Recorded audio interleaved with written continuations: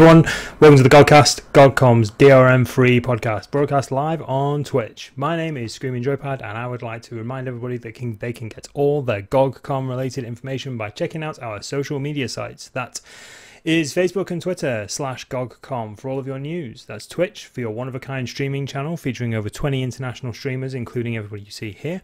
YouTube for all of your previous videos of the GOGCast and also newly released game trailers, and also, last but not least, SoundCloud for the audio-only version of the GOGCast. Now, if you want to get in touch with us, you can do simply by reaching out to either myself at ScreamingJoypad on Twitter. You can reach out to GOGCom Twitch, also on Twitter, or you can email us at podcast@gog.com. That's podcast@gog.com. And by last but by no means least, the reason we are all here at the moment is because of the GOG.com store, a digital gaming store run by a passionate team which currently features over 1,400 DRM-free games, which are yours to keep once you've purchased them without the need for a constant connection to a secondary service. So that's the intros out of the way. Let's introduce our sexy guests. Okay, I'm taking everybody off mute now, so stop insulting each other, and also me. Now, we've got Mr. Mega Pieman PhD. Thank you for joining us. Hi. Oh, there's no guitar intro this time. Oh, I'm so disappointed. That'll do. We've got. Could. If you really No, It's fine. Don't worry about it. Don't worry about it. We've got Memories in 8-Bit. Thank you very much for joining us. Hi. Hello. We've got the magnanimous EA. Thank you very much for joining us. Good evening, everybody. I finally made it to the GOGCast. Yes, first time for Kicking you. and screaming. And of course, hopefully somebody who doesn't need much of an introduction. However, we've got the game designer from Dodge Roll Games. You may know them from such video game entertainment devices as Enter the Gungeon, which was recently released on GOG.com, available for currently £10.99 or your local equivalent. Mr. Dave Crooks, thank you very much for joining us. Thank you for having me, man. Yes, I nailed the intro. I'm out. Right, Chris, take over. It was good. That's it. I've earned my money. I'm out. Yeah. So I also want to point out that my suit does look an awful lot like facial hair. That's intended. Yes. Yeah. That's entirely intentional.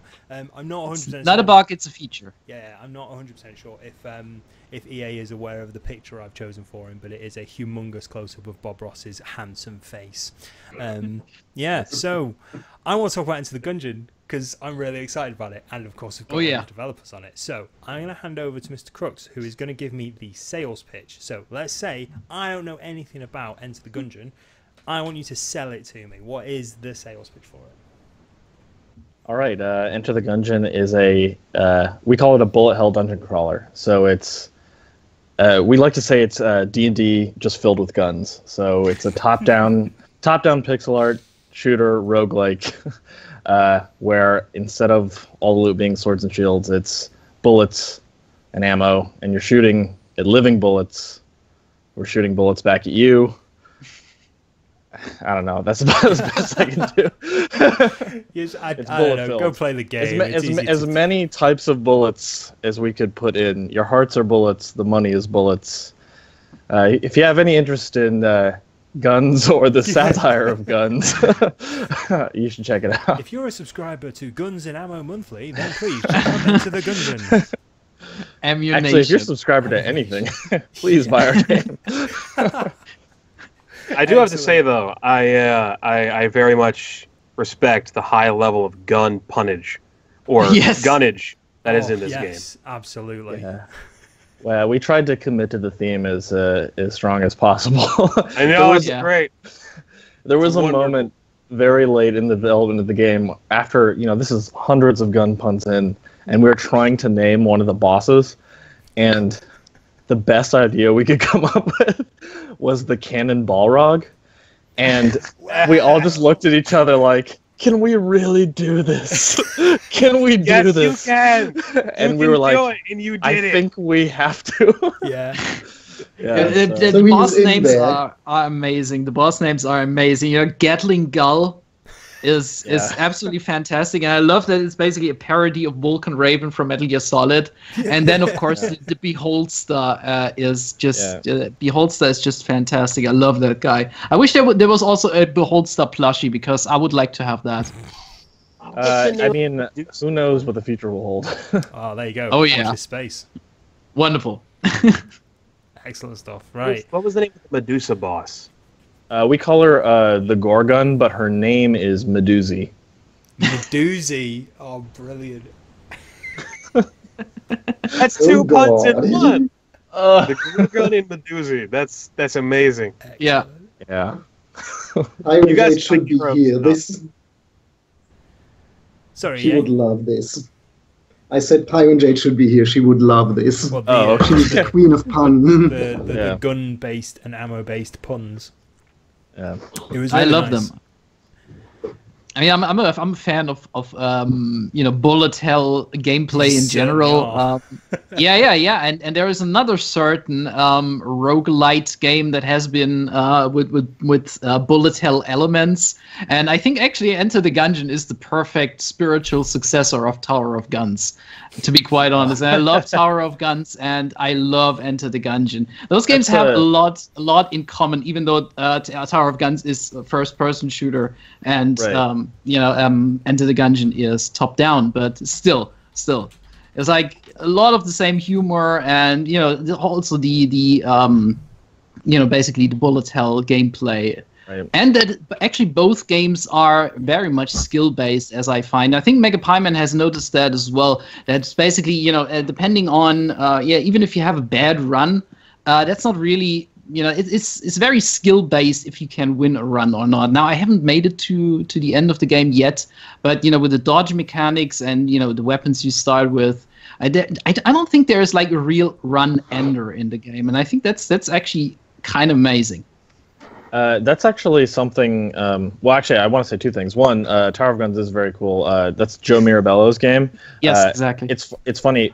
The first game that our team ever made was we entered a game jam contest called Indie Speedrun, and we were a finalist in that, and so was Joe Mirabello, and we both made games that involved ninjas. And then after that, we both went and made independently roguelike gun-based games. And at GDC, like a year or so after the thing, I was talking to him. I was like, "We just did this. We had the same path. What's going on with that?" Anyway, but yeah. Anyway, thank you for that. Secondly, like about being skill-based, that was absolutely something that we like from the get-go. We were like, we don't want it to necessarily be ideal to play with like the starting weapons and the starting equipment, but I want to make sure that like the mechanics are there so that if you know the enemies, know the dodge roll, and are willing to hone your skill, that you can beat the game with the starting guns. And people have already done it, so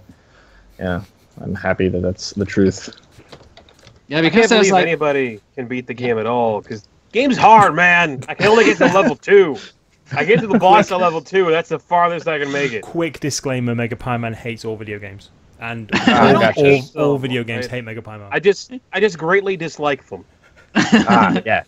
That's fair. Video games are rubbish, mate. Don't worry about it. Yeah. I mean, it's always, you always start out with roguelites, and they kick your ass, and you just go, you one more round, and that's currently me with Enter the Gungeon. And there's really something to it, because I gotta say, I'm really a fan of the roguelike, no matter what you call it, subgenre.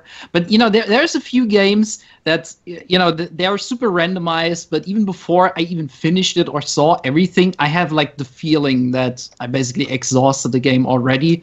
And there are few games that actually make me come back again and again, and especially like, I just died 20 times in a row, but I'm just gonna do one more round. Enter the Gungeon is one of those games. I don't know why that is, but it's awesome that it is like that. Well, one of the things we tried to do is amongst the team we call it like trickling stuff out. So a lot of we know that the game is really hard, and we know that some people are really looking for progression. So that's why we make the meta shop accessible from the early game, and you can earn those hegemony credits and buy stuff and unlock stuff like without actually progressing that far in down the floors. But then once you start to do that, once you get to the end, you realize that there's this whole other set of quests to do that take place only related to the later floors, and so hopefully that. I don't even know about that. Yeah, I mean, each character has their own final boss that takes place in the past. So, there's definitely a reason to play it as all the characters. There's things that will only happen after you've beaten the game a few times. You may have noticed that the robot that's in the meta shop is missing an arm. There's a way to repair that, but that's very late game. So, there's quite a lot of late game stuff there. Yeah. Yeah. I mean, well, hopefully, but I do think we front loaded it a little bit just because we wanted, again, we realized the difficulty was going to push some people away, so we wanted them to feel like they were actually getting somewhere. Yeah. That's something that is actually kind of getting on my nerves right now because I keep unlocking stuff, but I keep dying at the same spot. So it's like I've unlocked all this crap. Shouldn't I get just a little bit farther? But the only thing that's going to get you farther is getting better at the game. By bullets. Yeah. So, Dave, a quick question in a slightly different direction because Memories in 8-Bit is our random permadeath fan around here. So. What I would be interested in is the background story, because as strange as that may sound, given the pixelated graphics, the game reminds me a lot of Dark Souls in a way, especially in the way that it approaches story by telling bits and pieces in equipment slots and stuff. Could you talk a bit about that? Because I found that really interesting, given the humoristic nature of the game. Well, I would not call it a story-driven game. Yeah, so actually, saying that our game reminds you of Dark Souls is about the highest praise you could possibly give me. So thank you very much. I was going to say, that's pretty high. I don't know if you can see it, but I'm actually wearing a Dark Souls 3 shirt. Yes! Yes! I'm... Great. Dark Souls 1 is my favorite game of all time. So it definitely had a huge amount of... Okay, well, just quick disclaimer for everybody, we will be having a 5 or 10 minute discussion about Dark Souls later on. Don't worry about it. We cannot talk about Dark Souls. Dark Souls is not on GOG.com. Yes. Not yet, yeah, if we hype it up. Oh, god damn it.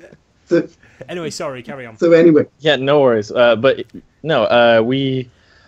so Dark Souls definitely influenced,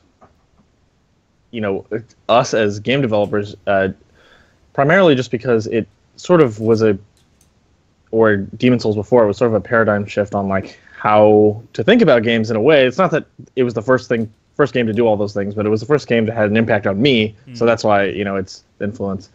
And yeah, we just realized that we really liked the idea of letting the player explore and engage with the story or the idea of the game beyond the basic mechanics as much as they wanted to, but not actually super drive it down their throat. So one of the most obvious things that we took from Dark Souls storytelling wise is the Ammonomicon, which has the item descriptions, and you can read about characters in the past, and so characters that you meet in the Gungeon, you could learn a little bit about if you read all the descriptions, and it's sort of random as to which descriptions will talk about which characters. But then we also have the what we call him the crestfallen fish guy. I don't even he doesn't really have a name, but he's this fish guy who's in the breach, and he's really sad, and there's beer bottles next to him, and that's our version of the crestfallen knight. And every time you beat a boss or accomplish a new thing, he says something new, and he'll tell you a little backstory about the bosses, and we just thought that was pretty cool. So I mean, nice. Yeah, and given that that it's random what kind of items you find, you get this whole fragmented storytelling thing where you can experience the story in completely different ways depending on what random drops you have, and I find this quite interesting from a storytelling perspective. Yeah, no, I think that's it gives it sort of this to me, if done right, and I think Dark Souls is a better example, but, it's this sort of dreamlike historical, almost like you're uncovering these bits and pieces of this world or something that you want to know more about, but it's like it's sort of been lost to time, and time is something that's somewhat important to the story of Gungeon, since it's all about killing it. Yeah, a lot like history worked actually before the advent of electronic databases. That's like we have left out the most important thing, that the goal of the game is to find the gun that can kill the past. Isn't that the most amazing premise that has ever been conceived in a video game? I was like, my mind was blown when I read about that. As a hobby historian, I'm completely opposed to that. Yeah, No, it's funny because the way that like Gungeon got started was one day I just the name Gungeon popped. I mean, I'm a big D&D fan, and I love dungeon crawlers. Like, I love the idea of dungeons. I like that the word dungeon has morphed from like torture chamber to like a place where you explore and there's treasure. Like, that entire concept like amuses me, and so I don't know. One day I just thought of the name Gungeon, and I went to a friend of mine who's on the team, and I said, "What about a game called Enter the Gungeon?" And he just said, "Yes, but what is it?" We have to do. And I was like, I don't know. And so we started talking about it, and at lunch, he was just like, "But why are they entering the Gungeon?" And I was like, and I hadn't even thought about it before at all. And I just blurted out, "To get the gun that can kill the past." And the fact that 2 years later that stuck is kind of mind blowing, because it was just off the cuff. Yeah. Now I'm completely not involved in the scene, but is there a reason why so many indie projects sounds like the result of a drunken binge and a happy convention after hour? No, I have no idea. That's a little bit truer than you know. No, I mean, we just took what was the best idea we had at the time. I mean, I have no idea. I mean, one of the nice things about indie development is if you're willing to risk it, no one is going to stop you from making the dumbest thing you can come up with. Yeah. So that's what we did. There's a lot more maneuverability. That's for true. Risk there. Yeah. It doesn't have to be take out the terrorists or save the world from an evil warlock or something like that. It can be a gun that kills the past, and that's amazing. It could be the game where you play as a slice of bread and you're trying to get toasted. That's true. That happens. Not that we could possibly talk about games that aren't on this service currently. Yeah. Of course not. Seriously though, that's one of my favorite games, just for its pure stupidity. Yeah, it's amazing. I do find, and this isn't an insult to any game that I currently play. I do find the stupider it is, the more likely I am to sink a lot more time into it, just because it feels it feels like a video game.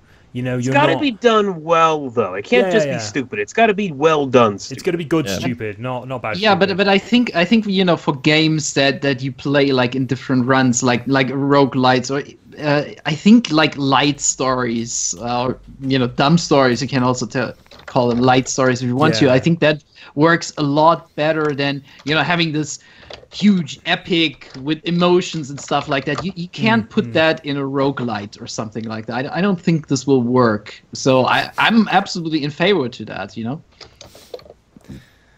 Okay, so we have a couple of questions that have popped up. Somebody asked, question for Dave, are there unlockable characters? I've forgotten to write your name down. I'm very sorry. There are. Yes, there are unlockable characters. There you go. Oh, Dave, I wanted to ask you while I had you here. When I was streaming the game the other day, people were telling me that there are bad characters in the game, and I couldn't figure out which one they were talking about, because I think all of them are kind of all right. Does your game have any bad characters in it? It's funny. So I don't think that there are any, bad characters, but I will say this: I am very amused at how many people start off thinking the Marine is definitely the best character, and I think he is definitely the worst. Really?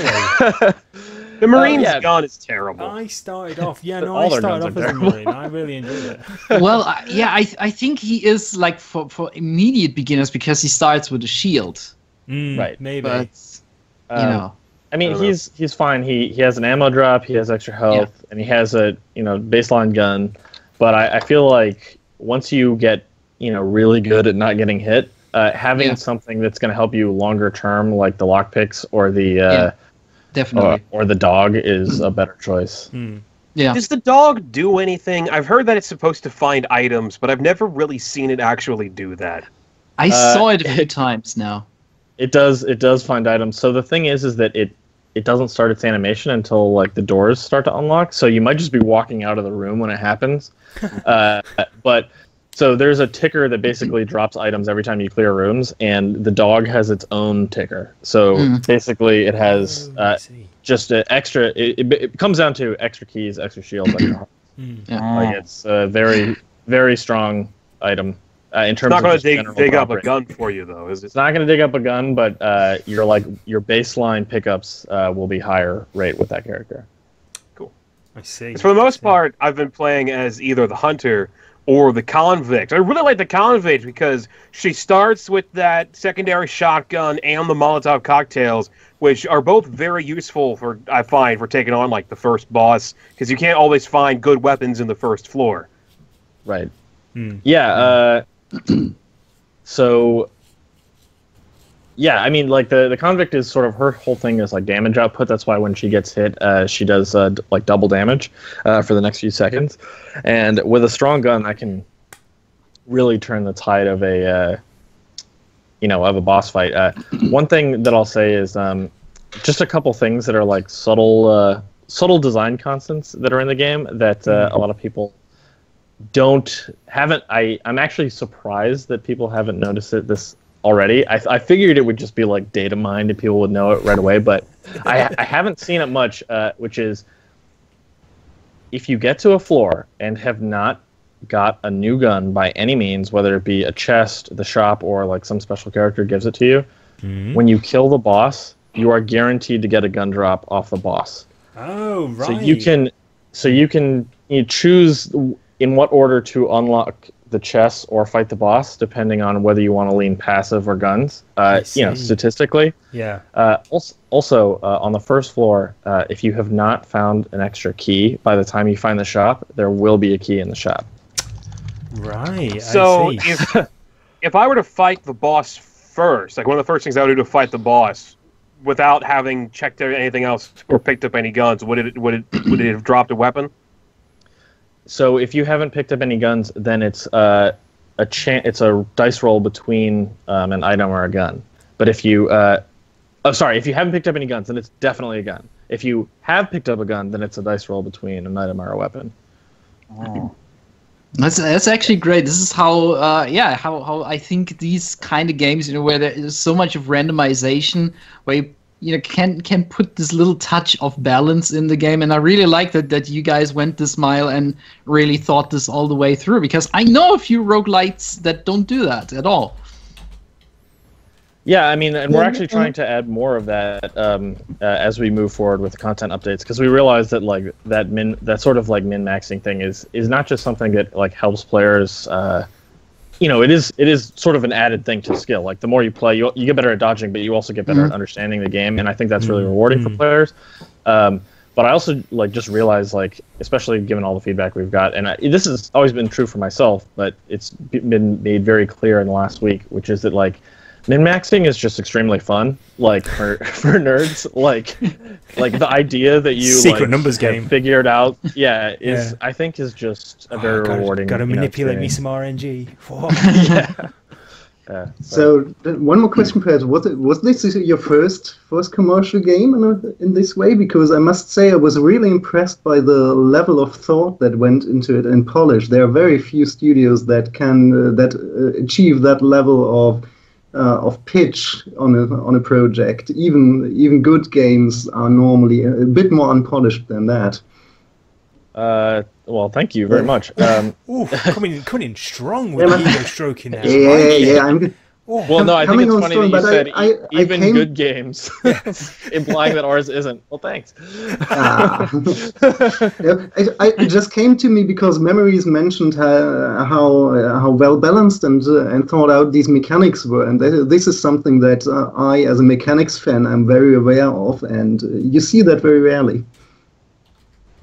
Yeah, so this is our first. The team, three of us, used to work at EA, and we did that for a couple of years, and then they shut down our studio, as EA is wont to do, and we decided to go make our own thing. But while we were in production with GOGCast, we made a game in 5 days, which is called Fork Parker's Holiday Profit Hike, and it's free. Okay. It's available on one of GOG's competitors that I won't name. Is this for free. Is this a poker Devolver Digital by any chance? It sounds like it. Devolver contracted us to make a game, like a free holiday game. Oh, they were just like, "Hey, do you want to? Do you want to take?" They were like, "Do you want to take a week off of GOGCast and just make a game involving Fork Parker?" And we were like, "Yeah, sure." So we did that, and I thought it turned out, pretty well for 5 days. It was certainly better than our Game Jam game that we made before. But yeah, in terms of commercial games, like this is our first real full game that we've ever made as a team. I worked on some stuff at EA, but I was not really high enough to have a whole lot of creative control. I guess. Yeah. You were told what to do, basically. You were pretty much told what to code without being told what to code. I was a game designer, so it was more like they would give me features. It would be like, here's the game and here's the direction, but here's how this one mechanic kind of needs to work. You figure out the details, and I'd be like, all right. Yeah. We want this square peg to go in this round hole. You sort out how it does that. Yeah. Exactly. So we've got a couple more questions that I'm just going to quickly rattle through, as long as nobody minds. Thugar asks, are there built-in cheats in Enter the Gungeon? So settings and stuff like that? No. The closest thing, I guess, is aim assist on the controller. Though I will say there is a mini game in the game where you bounce bullets off of walls and hit targets. Yes. And if you have the right items, you can totally cheat at that. If you have anything that gives you flight, you can just fly over to the targets and shoot them right in the face. Nice. Yeah. So. Speaking of aim assist, now that we are at this question, I would actually love to play this game with a gamepad, but I can't really do that without having a crosshair or reticle, and that's automatically disabled as soon as you plug in the gamepad. Ooh. Is there any reason for that, or is that something you may gonna add later in a patch or something? The reason is because I just disagree with you fundamentally. Our aim assist is, I think, pretty elegant. You just need to point toward the enemy, and you're going to hit them. You don't need the cursor. I think you just need to get used to it. And if you disagree with me, that's fine. But also in co-op with two cursors flying around, it's no good. I think you should just plug in the controller and try it for a few more minutes and tell me if it totally boils your skin or not. Because most people in the world have managed to figure out how to aim it. So. Speaking of co-op, though, I have to ask this question because I've heard a lot of people ask it, and you probably have already answered this question multiple times.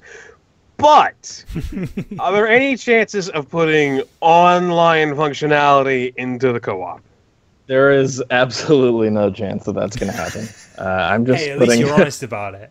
Yeah, so earlier in development, when we first started to go into co-op, down the co-op direction, because we had been working on the game for a year before we even considered co-op, and if you've ever talked to a dev who has ever considered turning their non-online game into an online game, it's just an absolute nightmare. Absolutely everything that moves in the game needs to be a network object, and there's all kinds of other things that you got to deal with, and it's just going back and restructuring the game is just, it would be a nightmare experience. We looked into it, and conservatively, first of all, we have no experience doing it, so conservatively, we thought it would add about 6 months of work, that we could just be adding new content, new bosses, guns, items, and stuff. And as much as we understand that people would like to play in co-op, and admittedly, I would love it if people could, it's just not something that I feel like we can deliver on well.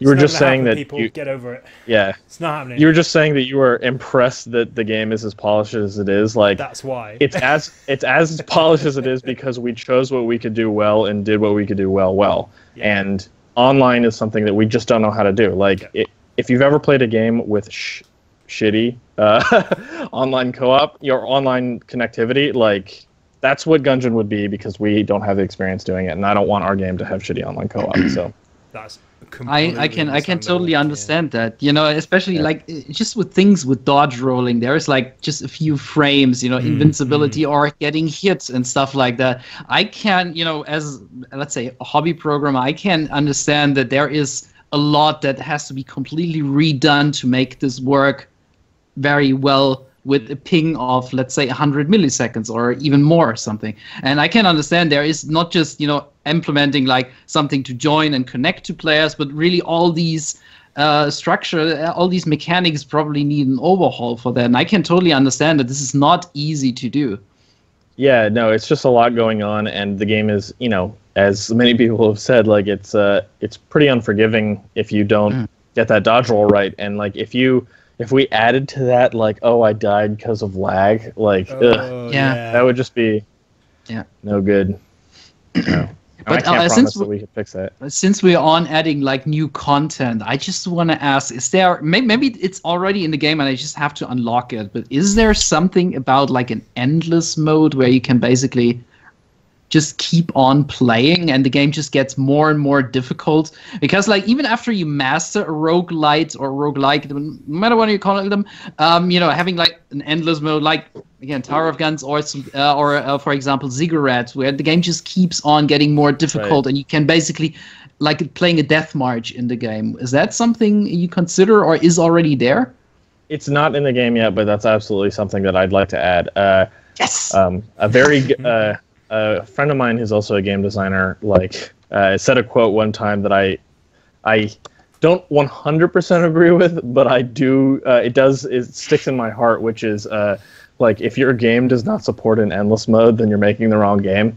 I do think that I do think that there are plenty of games that don't need an endless mode that are still good games. But when I think about our game, I'm like, yeah, we should do that, but it's not in the game yet. There's a few. I mean, there's a few major features that I know that people have been pining for. For instance, being able to save your game, like when you get to a new floor, and like exit and then come back to the new floor that would later. be cool. That would be good. That's something that we are absolutely looking into.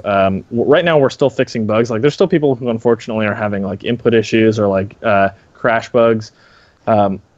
So we're doing everything we can to fix that first. But then when we start looking at adding the new stuff, the save and continue thing is one of the first things we're going to. That's kind of cool. I don't really software creation.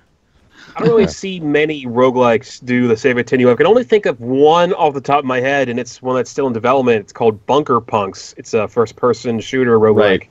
And it's the only one that I can think of that's got any kind of save system that lets you come back later.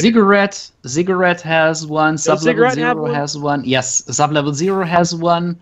I think Ascendant has one. I could name a few right now because again, I'm a sucker for these kinds. My perennial favorite, Invisible Ink, also has one. Yeah. Well, I think it's a staple of longer roguelikes. So like roguelikes where runs are relatively short, it's not really a needed feature. But because like to beat our game, it's about an hour. It's it's a feature that will find more users that appreciate it. But yeah, if you can be if your typical run in your roguelike is like 15 minutes, then having a save feature is not a huge deal, and maybe it's not worth your time to implement it. But because it's an hour, like that's a big deal. Yeah, no, that totally makes sense. We've also got some more questions. Bear with me just 1 second. Tameable Nebula asks a very, very important question. Is there any gunge in the GOGCast? And if not, god damn it, why not? What? The gunge gun. Just make it gun. You can get that copyright, right? Nickelodeon's not going to sue you. Surely the word gunge isn't copyrighted. Surely.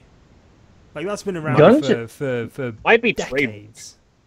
Gunge is a word that I think Americans may, including myself, may be confused as to what you mean. Okay, slime. Like slime. Oh, yes. Gunge is what the green slime from Nickelodeon's called.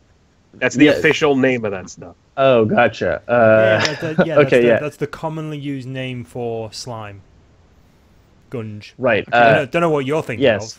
of. Yeah, see, that's what It sounds like a dirty word, doesn't it? It really does. It does indeed. Don't include that. Actually, Gungeon is also a term for weed, but I'm pretty sure that pretty much every word is a term for weed. Yeah. So,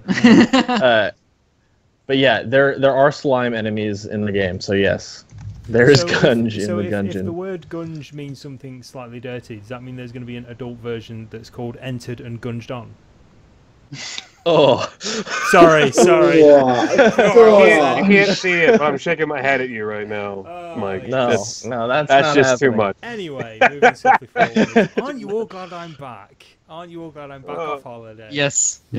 By the way, I just have to mention that talking about the game so much finally made me cope, and I got the collector's edition upgrade because I want the comic and the soundtrack.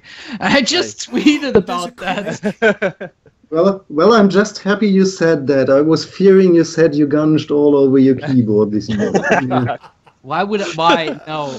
Oh, Not twice. Speaking of the soundtrack, though, the music in Enter the Gungeon is by the same guy who's done a lot of work with Vlambeer, I believe. His name's it's like D something or other. I don't remember his name, but he's done a bit of work with Devolver Digital. Is he someone who you found through Devolver when you decided to start working with them, or did you specifically try to hire him independently, and it's just a coincidence? Actually, that's actually kind of a cool story. So Dose One is a hip hop artist that I was listening to, when I was in high school, and I was, always a pretty big fan of like him and his crew, and I sort of didn't listen to him for a few years, and then one day I was reading about indie games online, and I played Vlambeer's Gun Gods, and the intro song to that game is a joint between Dose One and Kozilek, who did Nuclear Throne's music, and the lyrics to that song go, "I've got guns that make breakfast, guns that hate Texas, guns that wear vestments, etc." And I thought that was really, really funny, and the whole team listened to it like all the time. And actually, it was only a couple days later that the word Gungeon popped into my head. So it's almost a direct inspiration. But like 2 months later, I went. It was a GDC, and I went to the Giant Bombcast, and I was off camera. And that night, Dose One was there, and he was performing the Samurai Gun OST on camera there. And I was chatting with him, off camera for probably like a half an hour. Didn't know who he was, even though he was wearing a name tag that said Dose One. But I didn't read it. And then at some point he's like, I said, we were talking about hip hop, and he was like, I'm a hip hop artist. And I was like, you are? And he was like, yeah, I was like, who are you? And he pointed to his name tag, and I was like, like, Dose One, you're Dose One, and you're also Guns That Make Breakfast. I was like, oh my god. And so I said, we're about to, we're gonna make a game. I was like, we're gonna make a game soon. Do you want to do the music for it? He was like, yeah. So later on, when we started work, actually started to work on the game, I just sent him an email. I was like, I know we sort of drunkenly agreed to work together, but do you really want to do it? And he was like, yeah.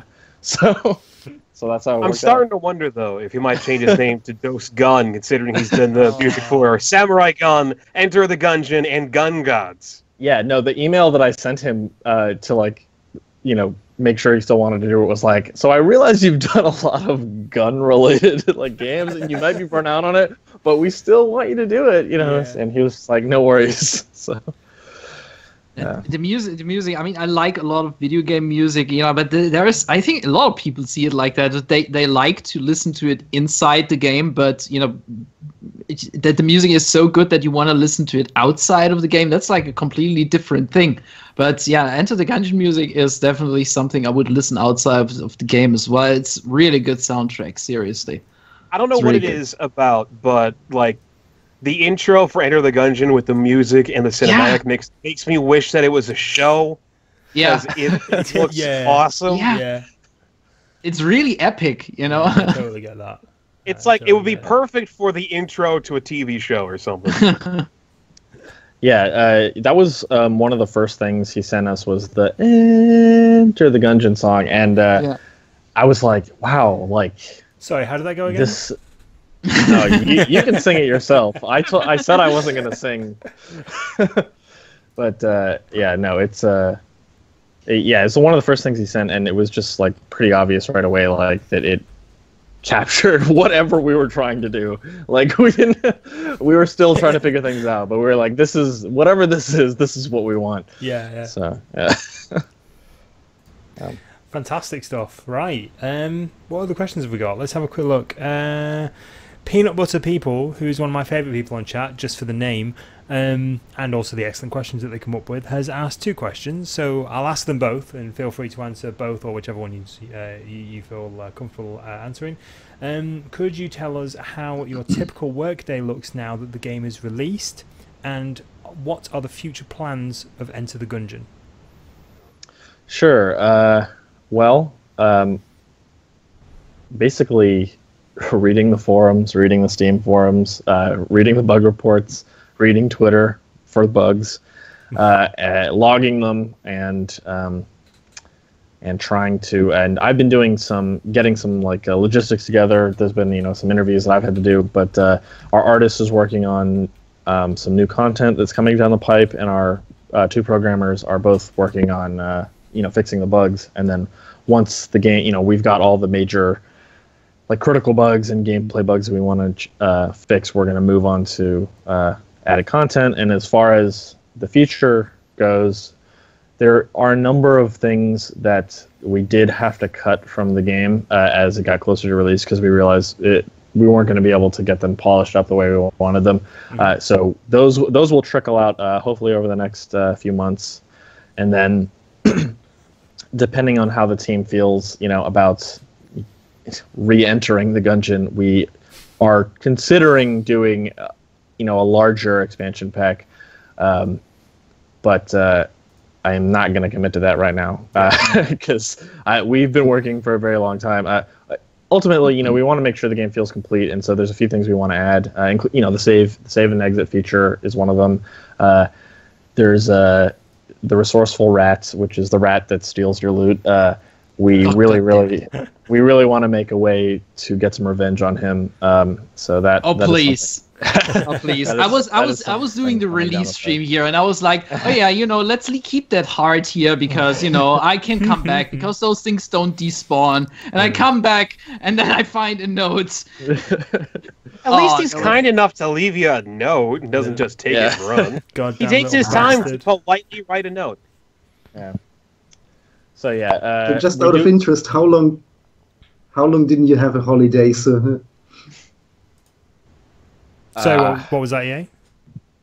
Yeah, like how long have we had since not having a day off or something? I don't know, like, because even if you don't actually go to the computer, you don't have a day off. Like when you're making an indie game, your brain, like, it's an incredibly stressful experience, is what I'll say, especially towards the end of it, because you're just worried about everything all the time. Yeah. There's so many things to account for. I will say that the team took most of the day off 2 days ago to play Dark Souls 3. Good choice. Good choice. But I didn't because I imported the Japanese version. I already beat it, so I was still working. But yeah.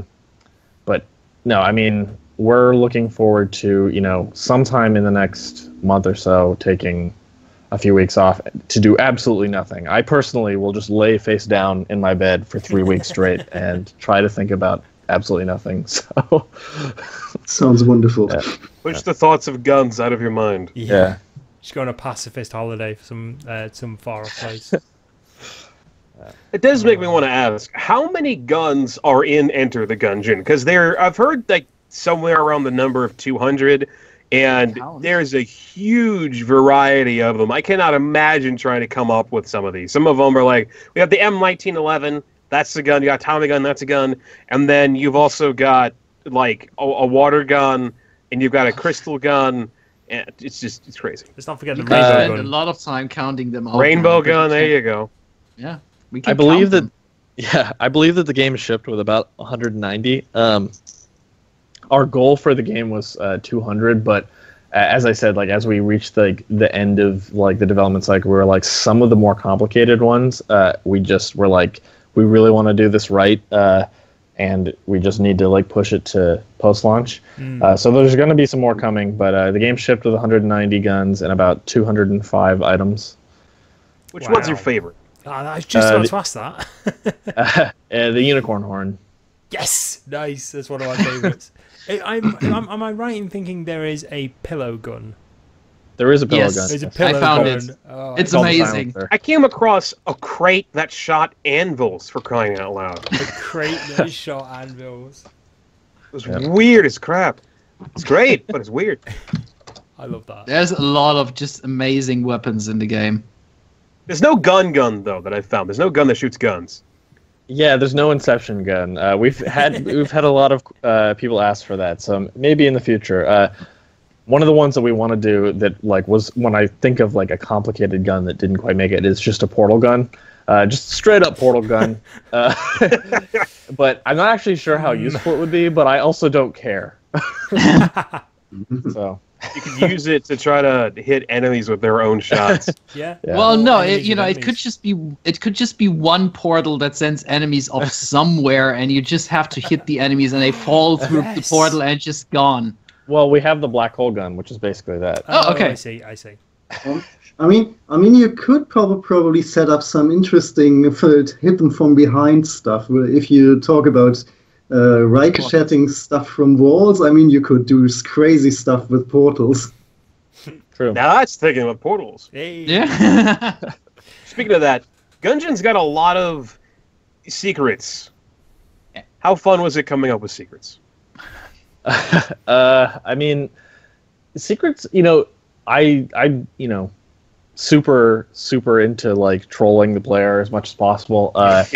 So I had a lot of fun with that. It's sort of a balance of like how trolly can we get, and the answer seems to be not trolly enough. Everyone figured everything out right away, and next time we're gonna have to make it way harder to find everything. I'm hoping that it's funny, like some of the stuff that I thought would be like really like people aren't going to get this for at least a week. It's like 1 hour in, people found it.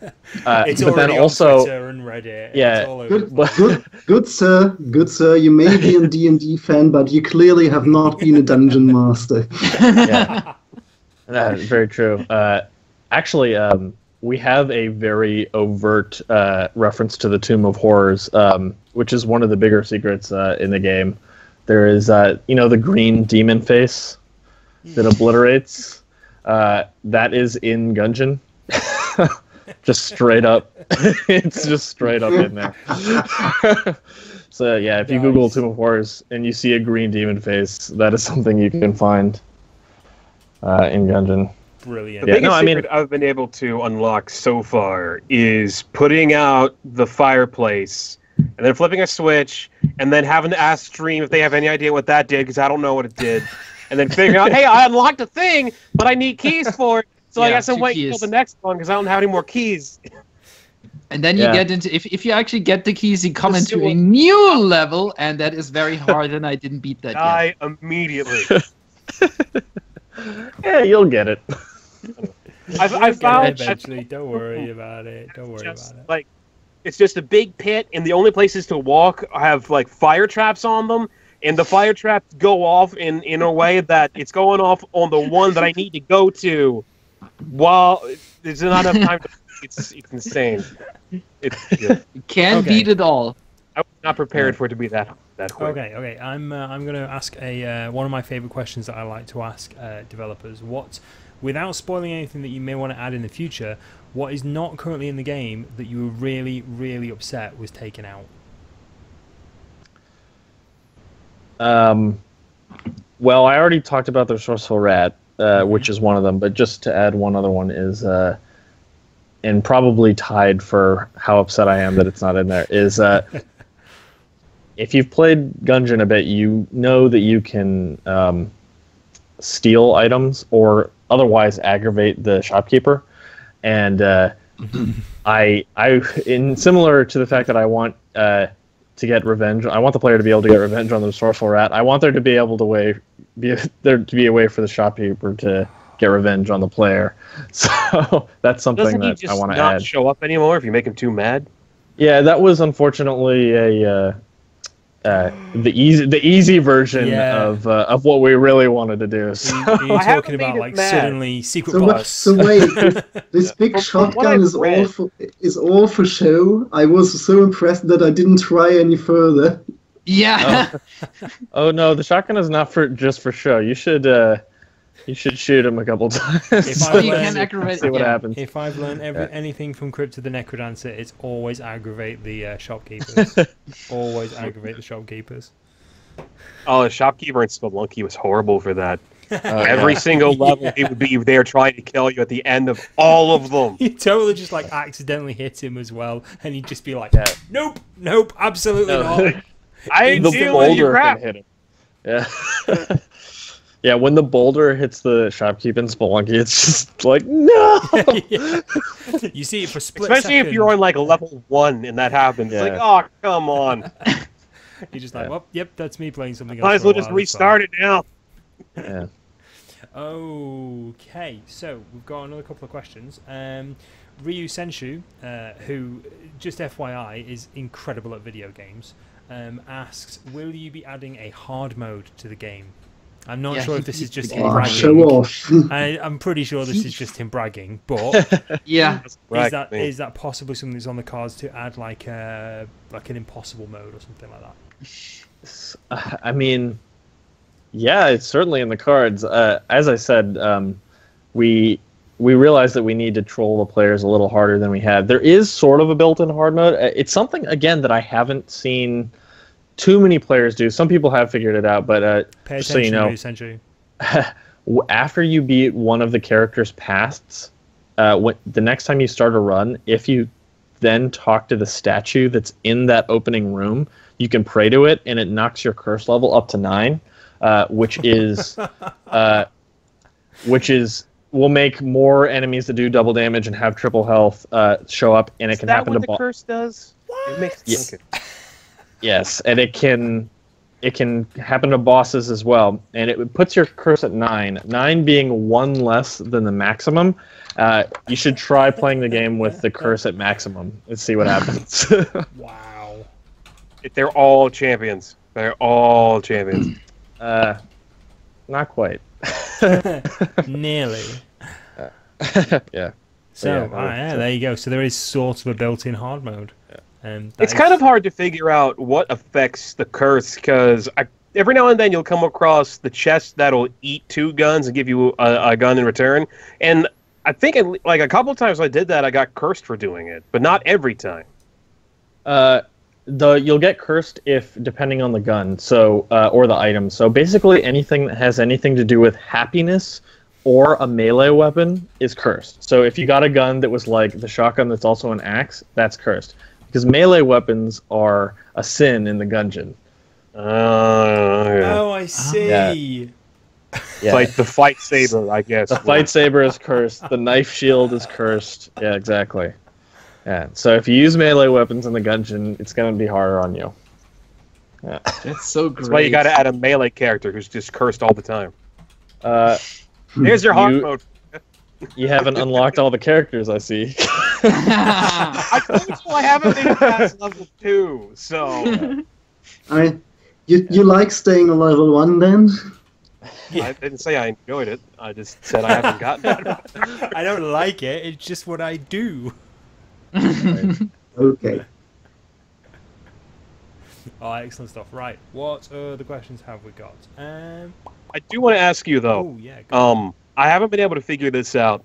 There's like this weird green dude who talks about elevators, and he says I'm supposed to meet him on the 2nd floor somewhere. I haven't been able to beat the boss. I can answer that. The boss, Yeah. but he's not there. He is He's there. nowhere to be found. you have to wait when you come to that level. You have to wait until the elevator is gone, and then it's right in the elevator. I'm not gonna say anything more. You gotta figure it out by yourself. What? It's not that hard. It's in the first room of the floor. Yeah, it's there. So there you go. Right, what else we got? Thanks for the help. Fugar asks, question, will the game be or is it currently moddable? What are your opinions on modding support for the game? The game is not currently moddable. I'm not sure if it will be moddable. That is something that is, if it comes, will be definitely pretty far down the line. We have like a bunch of stuff we want to add to the game, and mod support is something that we never really thought of while we were like structuring the game. So, though maybe we should have. But I don't even know what that would take right now. So there is a possibility that it will. It's certainly more likely than online. But I honestly I don't know. If it happens, it'll be a ways off. Mods For first, game 2, online game 2, modability game 2. Yeah. There you go. Mods are for game 2, online's for game 3. There you go. This is how it works. So what are your sort of current plans at the moment? Are you just using the time to kind of go through forums and bug fixes, or are you physically working on stuff that you want to try and include in the future? Right now, I'm personally kind of going through bugs and finding stuff, and and then also just dealing with some outside of the game logistics, including coming on to the show and helping to continue to promote the game. But the artist on the team is working on new stuff, and then the programmers are working on bug fixes at the moment. And then hopefully soon we'll all sort of switch over onto full-time working on the new stuff. Excellent stuff. Outstanding. What else have we got?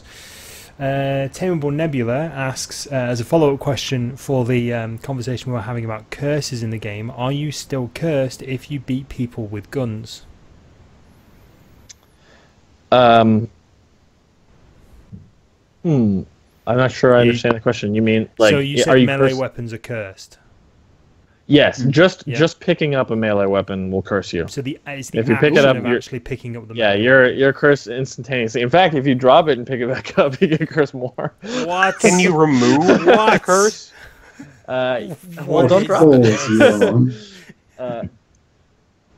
You can remove the curse. There's a shrine that will appear if your curse is high enough that it will cleanse you. Yeah. So only if your curse is high enough, the shrine will appear. Yeah, because it doesn't have a function other than that. So if it was spawning, then it would just be a useless room if you didn't have curse. Oh yeah, that's fair enough. We do have one more question. I'm not quite sure how much detail you can go into this one. Koalaman108 asks, on a technical level, how do you randomize the rooms? That's I could go pretty in depth on that actually. So basically, each floor has all the rooms are hand designed. So each floor has just a pool of a few hundred rooms that the dungeon generator draws from. And what we do is we created the system we call flows, and essentially what it is like it's like a flow chart that essentially dictates a set of rules that we think illustrates the bare bones basics of what like a good dungeon crawler dungeon design is. We like to say that we try to teach the computer to make Zelda dungeons, but what it sort of comes out to is that we try to give the places a sense of structure, so that like larger rooms have more exits, they're more centrally located. You pick a path, you go down there. Near the end of that path, it's a reward. There's a one-way door. You're back somewhere you can pick a new path, so that bosses are a decent distance away from the starting room. Reward rooms are a decent distance away from the starting room, and sort of that they feel like they have like a decent sense of structure. So other than that, they basically just pull whatever is available that will fit, because it is like unlike something like Binding of Isaac, where all the rooms are sort of rectilinear squares, they fill up the screen. Like not every room that we have like fits with every other set of rooms. Like, so they have to actually fill a space, and it has to make sense. So it's basically just however we can make it fit according to a set of rules that we think makes a good dungeon. There you go. Sorry, that was a really nicely crafted answer. You've practiced that, haven't you? I guess a lot of people have asked you that. I have answered that question before, yes. There you go. It works out pretty well, and I mean the floors for Enter the Gungeon are actually rather large. It takes you a good bit of time to get, if you want to go through the entire floor, to go through the whole thing. And I have to say that I appreciate the teleportation mechanic to teleport to some of the larger rooms, because with how big the floors are and a couple other roguelikes, it's just a pain to have to run around. It's like, if I beat the boss and I want to get health and nothing else that I've seen has a teleport, you got to walk all the way back, or just, you know what, forget it. I'm not doing that. I'm just moving on. Teleporting is great. In every game, you need to backtrack. It's great to have shortcuts in any shape or form, unless you need to fight enemies over and over again, but you don't need to do this in this game. So, As a new father, I can't tell you how much I appreciate games that don't waste my precious time. Yeah. No, I mean the teleporter is something we came up with relatively, early in the design, craft of the game, and we've had a number, like, it's actually one of the most common things people have said to us, thank God for the teleporter. And actually there was a couple days late in the development of the game where there was some bug that broke the teleporters, and so me testing the game, I was just screaming at the team where the fuck is the teleporter? I was so sick of backtracking. But it made us realize how good of a feature that was. No, I mean, it's once again a question of good design. I mean, you can do backtracking if it's a conscious design decision, but so many games just do it because they don't think about stuff. Yeah. Like in Metroid, backtracking is kind of connects to the whole game and how you proceed through it. But if you end up and wandering through empty halls all the time, and I know that from Ziggurat, at some point it just you just keep on running and there's nothing happening, and eventually it's getting boring, and you don't want to have that, I think. Well, it's terrible for any sort of randomly designed game. Like earlier you were talking about the Binding of Isaac. The Binding of Isaac, it has a tendency to have dead ends. So if you're going all the way through a bunch of rooms and you get to the dead end and there's nothing there, it's already discouraging enough that there's nothing there. Then you got to walk all the way back before you can actually make some kind of progress. Yeah. Oh, I had a question actually. Wildcard Georgie in chat has asked, have you got any tips for finding secret rooms in Enter the Gungeon? So are there good strats for it? Yes, I can tell you a good strat for it. Again, this is one of those things that I thought would just be really obvious to people, and it hasn't been. But basically, I'm just going to tell you the rules of secret rooms. There you go. Essentially, is this a GOGCast exclusive? GOGCast exclusive. I need to get that sound clip that you made for me sorted out. I really do. I'm so sorry. Anyway, sorry, Dave, carry on. Basically, on any floor, there is a 90% chance that a secret room will spawn on that floor. So there's not necessarily a guarantee that there will be a secret room on the floor, but they are common. Now, once a secret room has spawned, there is an 80% chance that that secret room will spawn on a dead end. And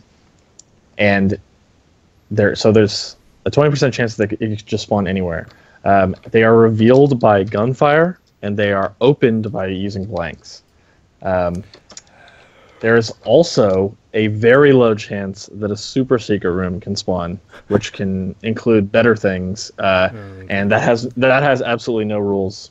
So good luck. Cheers. Thanks. There was an item that I saw that had something called snitch bricks that would actually show you where they are. So does that include the super secret room too? It should. So basically the snitch bricks are an item where once you get it, there'll just be a little guy kind of shifty-eyed, like whistling at you. He'll be standing next to where a secret room is. So yeah, if you notice him, you can find the secret rooms that way. I see. Excellent stuff. Right. I think, looking at the time now, we may have come to the end of our developer interview section because we've been rattling on about Enter the Gungeon for ages, rightly so, because it's bloody brilliant. So yeah, unless people have any additional questions, we may let Mr. Crooks go about his business and go back to checking the forums and looking at bug reports. And perhaps get an hour of rest or something. Nah, he's fine. He can sleep when he's dead. It's okay. Don't worry about it. Right. We'll give it a couple of seconds while the chat delay kind of picks up and people can get their questions in. So yeah, Dave, Dark Souls. How are you doing on Dark Souls 3? Well, I beat it. Excellent. So yeah. Seriously? I've not. Yeah, no, I beat it. We're just talking about games. Didn't that game just come out? Yes. Isn't that game supposed to be really hard? Yes. I got the Japanese version. Yeah, but it's supposed to be hard. It was hard. Yeah, no, it was hard. I've never played a Dark Souls game. Here, which I haven't beaten yet. I grew up with Nintendo games. This isn't hard. Yeah, I mean, I love Dark Souls. As soon as I realized that I could play the Japanese version, I was like, well, that's just what I have to do now. So, I have to learn Japanese in a couple of days so I can read it. Can you actually understand do you actually understand Japanese, or you just go with it? I can understand a little bit, actually, but all the voices are in English. Okay. So when anyone talks to you, they explain stuff. I can read enough Japanese to know, like, yes, no, reinforce, that sort of thing. So the basic I can Dark Souls sort of commands. Yeah, I didn't have. There were a couple parts of the game where it was like, I have no idea what this key is for. But other than that, it was not really an issue. Did you not find the weapon abilities difficult to understand what they actually did? Because I'm assuming all the inventory would be in Japanese as well. Yeah, it is. No, I just tried it out. I just used it, and I was like, okay. I thought I was using a two-handed weapon at one point, and my guy had like a frenzy stance or something like that, and I used it. I just thought he was taunting, really animated taunt. I didn't even realise that weapon abilities were there for about a solid 3 hours into it. Oh, wow. No, I basically used a katana throughout the whole game. I just used a katana and a shield the entire time. I tried a few different other things, but the problem is I got too locked into the upgrades. Yeah, so I had to sort of stick with it. You'd committed by that point. You'd committed to one build. Yeah, if I do another playthrough, I think I'm going to go like full like buff system. Like just I never want to be fighting without like an enchanted weapon or something. Just because I never do that, so I want to try that. I see an awful lot of people going for magic users and pyromancy specifically, and I never actually used one until recently. I was on videogamer.com playing Dark Souls 3 on their PS4, and they gave me a pre-made character, and I'm like, it's such a strange experience. It's like you're reading somebody else's diary. You just sat there playing somebody else's Dark Souls games with somebody else's build at a completely different point that you've never got to before, and you're just like, I have no idea what these abilities do, but I'm kind of sold on the idea now, because I'm normally a heavy melee build sort of a dude, just for my complete lack of imagination with character creation. But I don't know, it was certainly useful just chucking fireballs around. Right, anyway, enough talk about Dark Souls. We've got some more questions flooding in now that the chat delay has sort of come back. So, Peanut Butter People, once again, will there be a summoner or necromancer character in Enter the Gungeon? Necromancer. That would be amazing to be able to control the gun dead, please make bring him back to life. Dancer. Please make him. So you mean like a playable character? Yes. I can't commit to that, but that's a really cool idea. I'd be interested to explore what that would mean in our game. There is a necromancer character, like enemy in the game, but some sort of Pied Piper gun dead mage. For a character, you could bring casings back to life and fire them again. Yeah, certainly an idea. Yeah, he's taking notes. You know full well he's taking notes at the moment. Just throwing ideas. Oh, we've had lots of really good suggestions. Necro to actually be finally released, so I can fulfill my life goal of being a necromancer. Fair enough. Also, it's never gone. It's so also sad. from Peanut Butter People, we've got any chance of a Magicka-like gun crafting mechanic. I think it's a really interesting concept. I'm assuming, have you played Magicka? I have, yeah. Yeah, cool.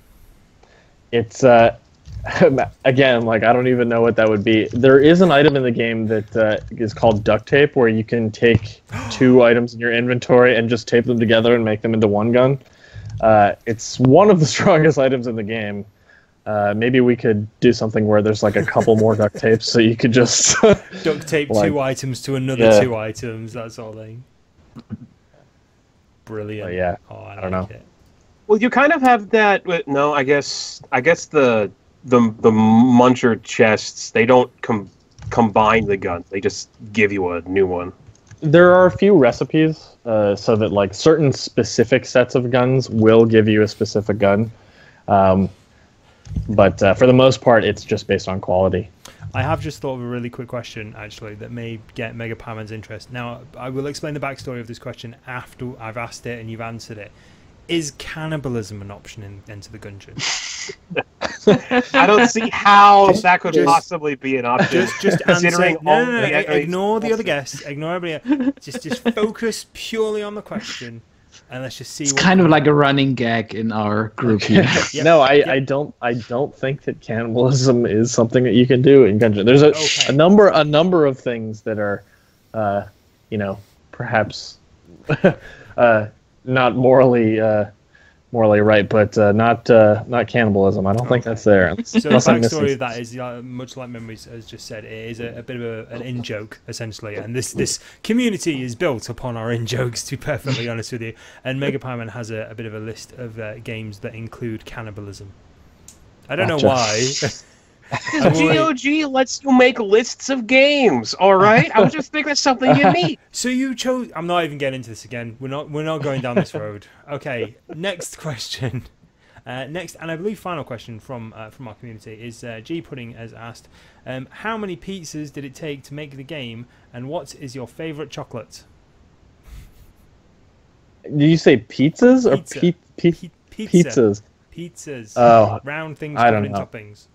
Sorry, it's my accent. Many, certainly. Probably, certainly, more than 30 or 40. But I think the thing that was counted most would probably be beer. Nice. Probably several thousand bottles of beer. It was either going to be that, pizza, or coffee. Yeah. Oh, That coffee, millions of cups of coffee. Innumerable amount, totally uncountable. Absolutely. No, we have made coffee every way that you can make coffee. No, one time my girlfriend left over like bags of Vietnamese coffee, and I was like calling her. I was like, "I know you left it over here. Where is it? We're out of coffee." I can smell it. Where is it? Yeah, no, absolutely. I think we could have deducted both the coffee and the beer from the puns. Yeah. That's definitely, some of those are 3 a.m. after an absolute crate of beer sort of puns on it. It's just like, this sounds like an amazing joke. Let's write all these down and read them again in the morning, okay? Screw it, I'm hard coding them. It's fine, don't worry about it. Yep. Excellent stuff. Right. I myself haven't got any more questions. You've satisfied my curiosity in every way, shape and form. Yeah. I don't think I've got any more questions from the community, unless our fellow streamers have any more questions in regards to Enter the Gungeon. I don't have a question. I just want to say I know I've said a lot of positive things, but I really want to say it again. I really enjoy this game. It's I recently tweeted, and I'm still keeping to that. It's in my top 3 roguelite games, among the Tower of Guns and Sublevel 0, and it's shortly before dethroning Tower of Guns, and that's saying something. I really enjoy the game, and I look forward towards more updates, whatever you guys come up with. But even if you don't do anything, I'm happy with it as it is already. Well, thank you very much. It's been a long road, and it's funny. Just before launch, we just had no idea how it was going to do. We were just like, is anyone going to get this thing that we're doing? Is anyone going to laugh at the cannonball? Absolutely. absolutely down my line. It's been a tiring but pretty incredible week. Like just seeing like how many people like, yeah, they totally get it, and it's awesome. I'm just waiting for the dodge roll games and terrible posture games crossover with Enter the Tower of the Guns. Yeah, that would be Enter the Tower fantastic. of Guns. Perfect. Yeah, I should contact Joe and see if we can get a Tower of Guns gun in the game. That'd be cool. There you go. Oh, that would be amazing. Oh, if they could put that crazy, ridiculous thing that shoots like 25 different projectiles out of it. The Absurditron, yes. The Absurditron. The Absurditron. Yeah, that's the name of the gun. Nice. It takes up half your screen. You can't even see where you're going with that thing. I have 250 hours in that game, and I have found this gun 3 times. The drop rate for that thing is way too low. I think what would be fun would those spiky balls that bounce back in your face. I think that would go great with this game. The hedgehog, jeez. Yeah. Excellent stuff.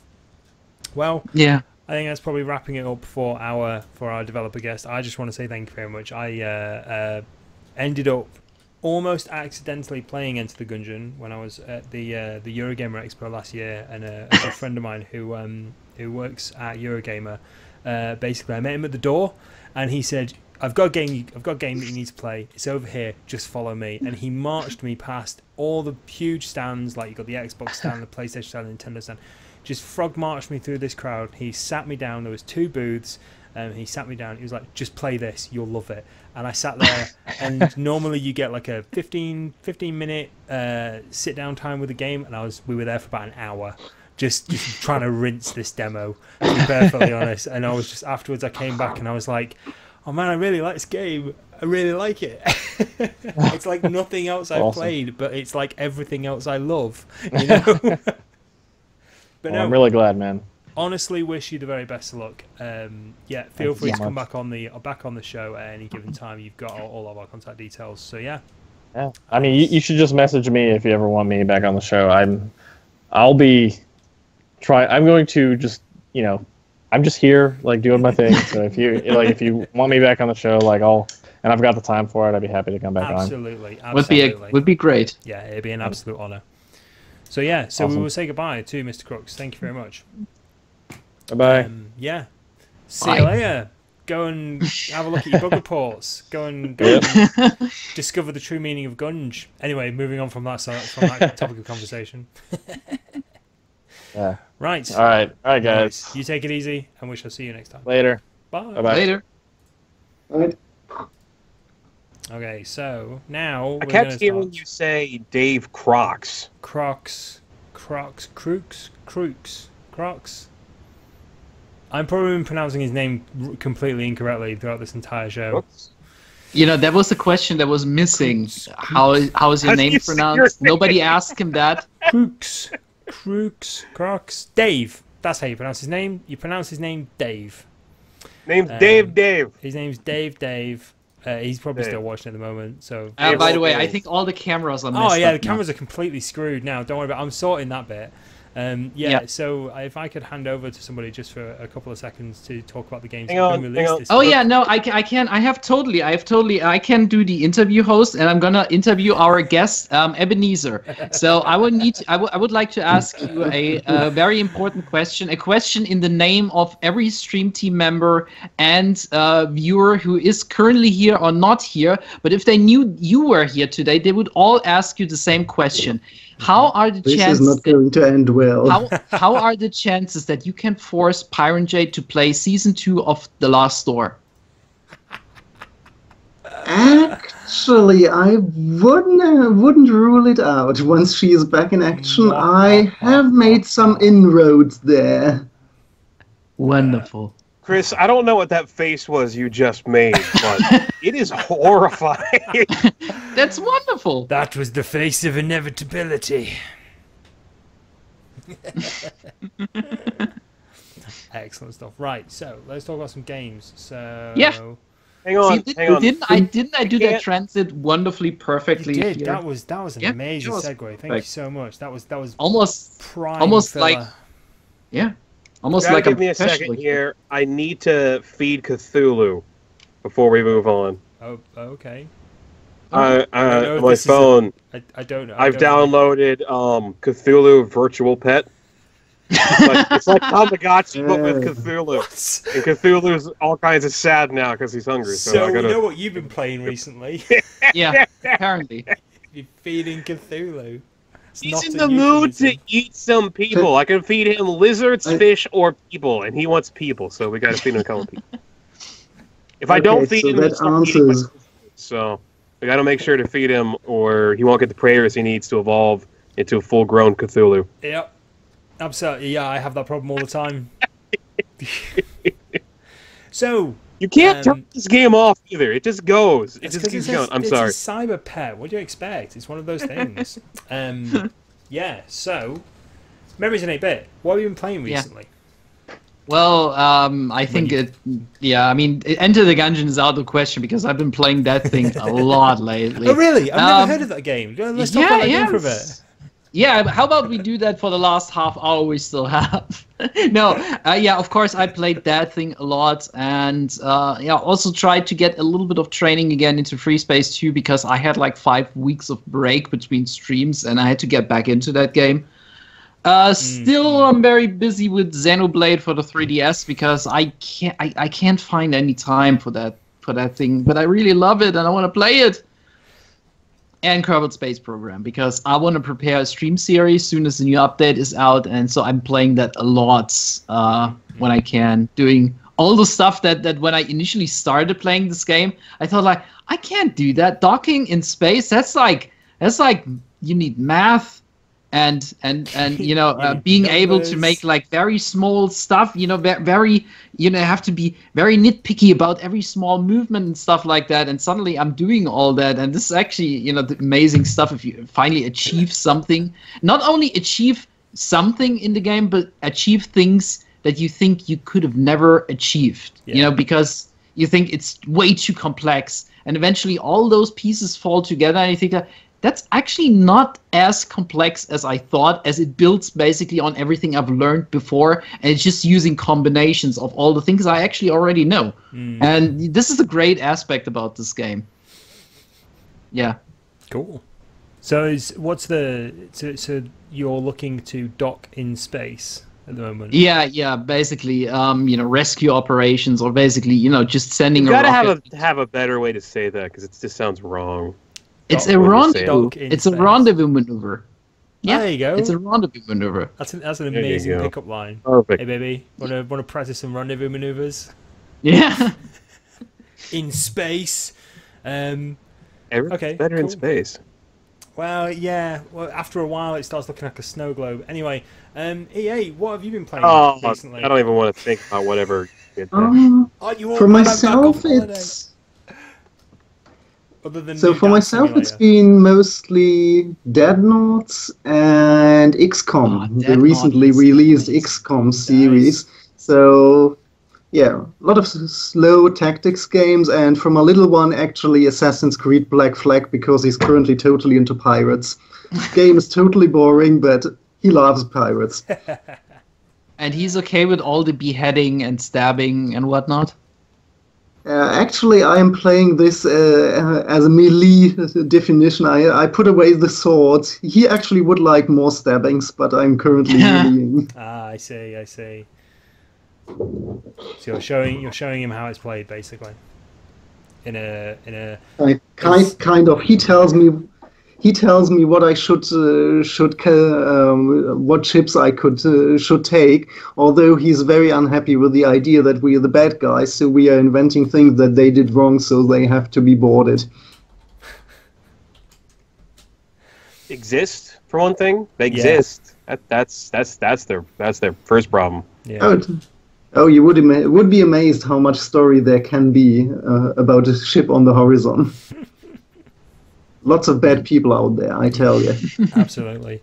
I played a sort of a piratey based game recently. I played Man of War. It's a Warhammer game. It's on PC. I don't know. Oh, based on the old board game. It is, Right. yeah, it is. And I don't know what services it may or may not be coming to. It's literally just a game I played recently, and it looked. This isn't a disparaging comment towards the actual game itself. I thought it was going to be a little bit dull, and then suddenly I got attacked by a sea monster, and I nearly pooped myself. I nearly pooped my poop deck.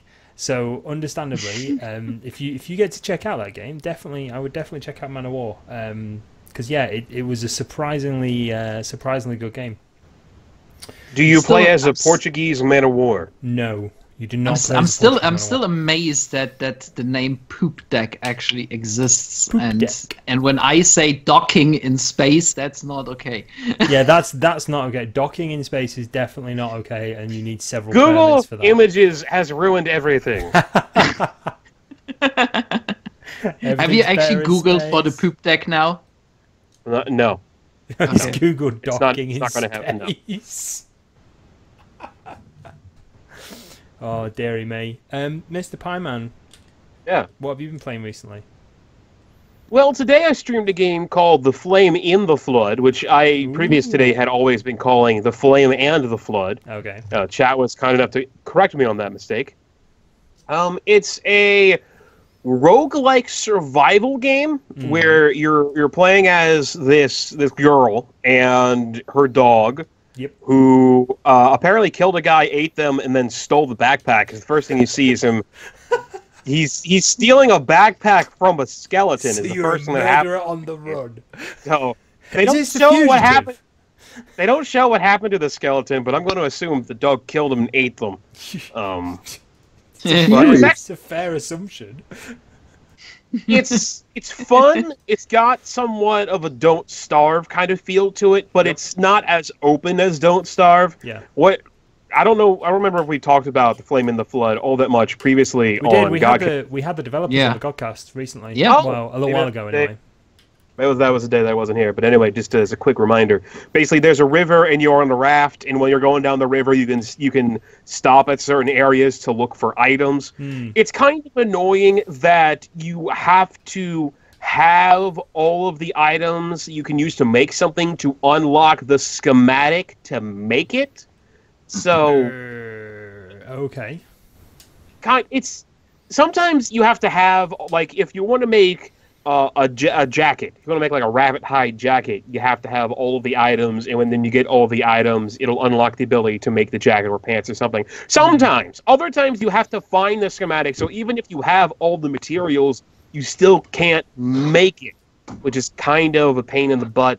The biggest problem that I have with The Flame in the Flood is, unlike a game like Don't Starve, where it's randomized and you need specific things to make specific things, you can generally find the stuff you need, and if you die, it doesn't really have permadeath, I guess, unless you turn it on. The Flame in the Flood always has permadeath, and because you're constantly on that forward motion to go down the stream, if you're not able to find the stuff you need, like the first time I played the game, I needed to find flint.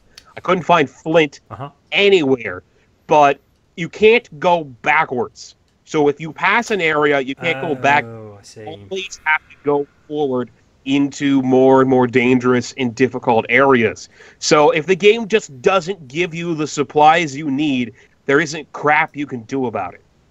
And the first time I played it, I made about 4 days, and then a combination of drinking polluted water to get parasites and being attacked by a boar caused me to starve to death and just died a horrible, painful death. I feel really bad about that. I don't know why I found that amusing. I don't know. It's the second time I gave it a shot. I made it to the end of the stream before I crashed into a rock and died. Immediately at the end of the stream. My plan to end the stream was I was going to get to the next island, and then I was going to eat poison and kill myself, because I thought, like, that would be a good way to end the stream when I die. I didn't even get that far. I just died all the way there. It's very Shakespearean of you. I like it. Yeah. Rapids is kind of cool. It reminds me very much of Oregon Trail, of the rapid section in that, where you have to like dodge your way in between rocks and junk. Like there's houses floating in there because there's like this big flood that happens. Like houses, cars, and whatnot. It's Is that it's the really flood cool from the title? Yeah. Yes, it is. But you can apparently upgrade your raft, but you have to get the specific things to do that. And just like everything else, it's really dependent on what the game gives you. In a game like Don't Starve, the game basically, it'll gives you everything. You just have to find. In The Flame in the Flood, it doesn't give you everything, because if you don't live long enough, you'll never see it. You know, you need stuff to live long enough to get the stuff you need to live. I would really be interested in whether this was a deliberate decision, or if this is another case where there is just a lack of design compared to the competition like Don't Starve, where they took care of that. It's just a very different game. Don't Starve is like there's a big group of islands you can. Don't Starve is somewhat like Minecraft, and where there's this big area that you can just go discover. The Flame in the Flood is much more going forward, because the Flame in the Flood has like a quest. Like your main quest is in the backpack you got from the dog who got it from the skeleton that he killed and ate. You have a radio, and the radio has got like a transmission, and you're trying to get closer and closer to that signal. So you have like an overall goal, and you might have an overall goal in Don't Starve, but your overall goal in Don't Starve is more of just to invent things and find stuff, whereas your overall goal in The Flame in the Flood is to actually get to a specific place. Yeah. I liked it. Cool. The first run, didn't like it that much. The second run, when I found flint literally everywhere. Couldn't find it at all the first run. Second run, I found it freaking everywhere. Yeah. And also available on GOG.com. I've also been playing a little bit of the Battleborn open beta. And I say a little bit because I tried to stream it today after my stream on GOG.com, only to find out that the servers went down, and Gearbox is trying to get that fixed, which figures, I go to stream the thing, and of course the servers don't work. So, but the little bit of it I got to play single player is interesting. It looks kind of like Ratchet and Clank. It kind of sounds like Ratchet and Clank with its music, but if you like Borderlands, you're probably going to like this game because it plays like Borderlands. I didn't get a chance to try the PvP, though, so that's all I'll say about that, because that game's not available on GOG. This is very true. It is not available on GOG. Also, some of the games that I've been playing recently are not available on GOG.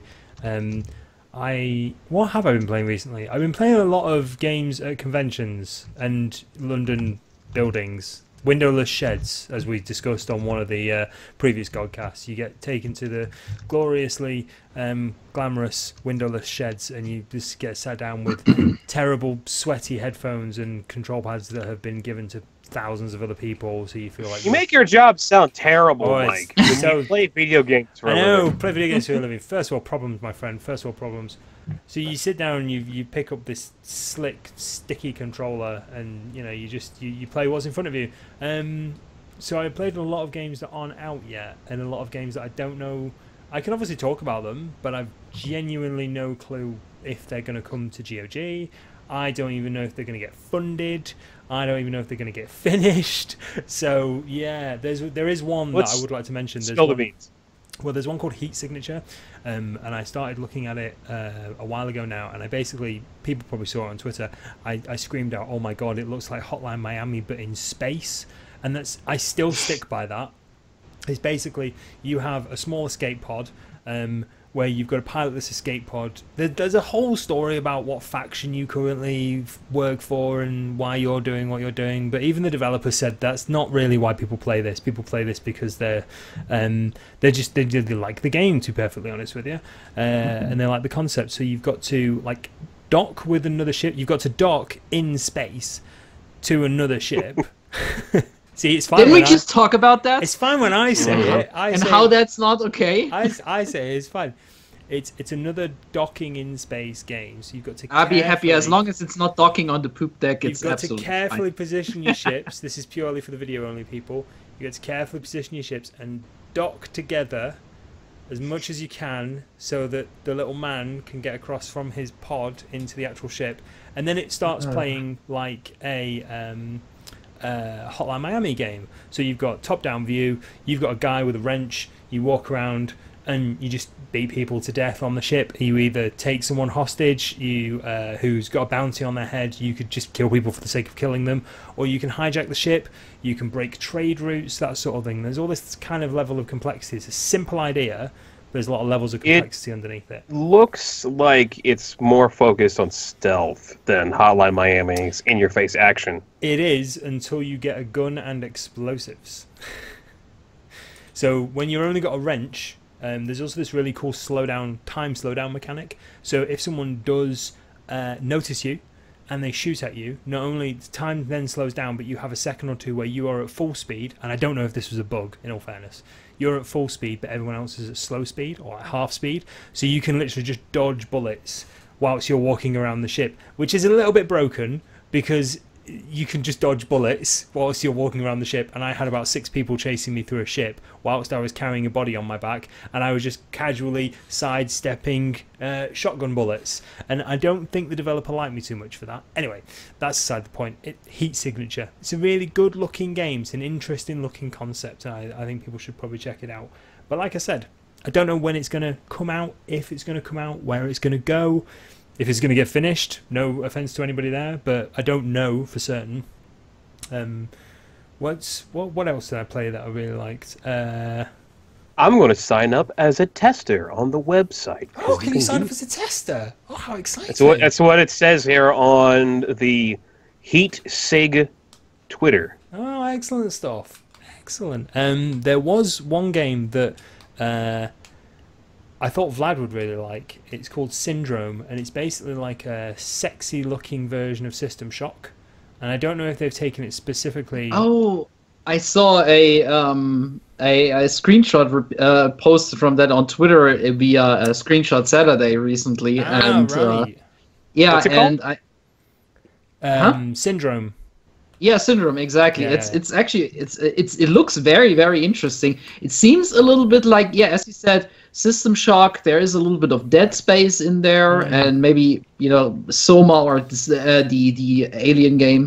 It reminds me very much of Soma, I must admit. I thought it would be right up Vlad's street, to be perfectly honest with you. Definitely. Yeah. Looks like a very, very, very interesting game, and I think I don't even know. I found the Steam page, but I think it's not even out yet. No, it's not. They had a really early June. build. Yeah, they had a really June early 2016. build. It was. I mean, everybody knows I'm a humongous coward, but I went into it with the mindset of You're not the only one. it is going to be a scary game, so I need to be prepared for this. But even when I was sat in like an auditorium with like 10,000 people around me, and I had quite rubbish noise cancelling headphones on that I could still hear a lot of people, I still felt quite on edge, and it was really strange because I was like, I'm stood. There were like 100 people stood within a 10-meter radius of me. Why am I so unnerved by a video game? And the lighting is really good in it, and it's very atmospheric. But I don't know. I didn't get to the point where there are actually enemies in the game, and I didn't actually get to that point. But the build up to that point was actually really good. So I genuinely enjoyed that. The design gives me a very Doom 3 kind of feel. The lighting, actually, now you mention it, the lighting reminds me of Doom 3 quite a lot, and the level design. There's a lot of like industrial corridors you're moving around. Well, yeah, you're on a ship basically. You're on a spaceship, and you just wake up on a half knackered spaceship. That's it, and you are, and I quote, some sort of test subject, and that's it. That's all you know. And then you sort of you carry on with that. Another one I did play, and the last one I will talk about, is a game called 321. I think it's called 321. Anyway, this is going to be released as a free game. I think everywhere. I think that's the impression. Because the developer's brother passed away, unfortunately, and this is in his memory essentially. So it's got quite a nice touching feel to it. But it's essentially a retro adventure game simulator. So the build that they had was your character was sat at an old Amstrad C64 or something like that, and you had this almost this text-based adventure in front of you, and it was like, you know, the north wall to the north is blocked, the wall to the south is blocked, what do you want to do? And you're just like, turn left, do this, do that, do the other.